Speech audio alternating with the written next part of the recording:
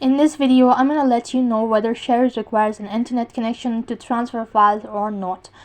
So in order to begin with this procedure, make sure that you have already installed the Shareit application on your device. So basically, Shareit does not require an internet connection to transfer files.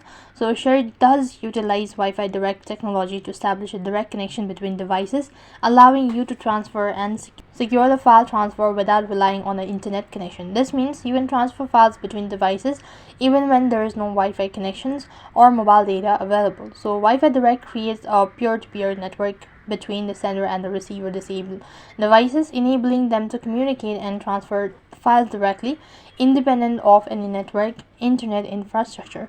So let me show you, like when I actually turn off the Wi-Fi, and if I wish to send a file, then you just press the send button and then locate the file that you wish to send it. So this is the one, and then click the send button, turn on or enable all sort of permission. When you've done that, it's going to take you to the next field where you can locate the nearby device, and that's basically how you can share your files using your Shareit without internet connection.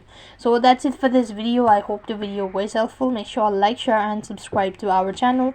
Thank you for watching. See you in the next video.